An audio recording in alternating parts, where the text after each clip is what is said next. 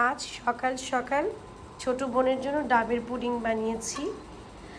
ও আমার হাতে ডাবের পুডিং খেতে চেয়েছে, তবে একটা জিনিস মাথায় আমার ঢুকছে না, সেটা হচ্ছে এই ডাবের পুডিং খাওয়ার জন্য ভাই তোমাদের কেন আগারগাঁও দৌড়াতে হবে?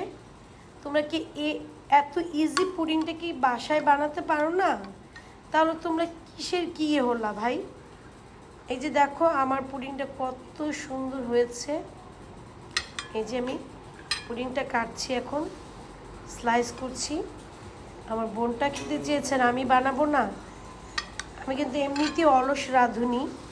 এই দেখো কত সুন্দর হয়েছে। আর এই বাবার উল্টে গেছে, আন করার হাতের মানুষ তো তো একটু এদিক সেদিক হবে। আমি জাস্ট দেখানোর জন্য, এই যে দেখো কত সুন্দর হয়েছে। এই যে পিস করেছি কত সুন্দর হয়েছে, একটুও কিন্তু ঘিলা ঘিলা টাইপের হয়নি। তোমাদের সুবিধার্থের জন্য আমি পিসগুলো দেখাচ্ছি যে আমি ডাবের পুডিংটা কত সুন্দর বানিয়েছি। তো এটার জন্য ভাই তোমরা আগারগাঁও দৌড় দিও না, বাসায় বানিয়ে ফেলো একটা হেলদি ডাবের পুডিং। Thank you.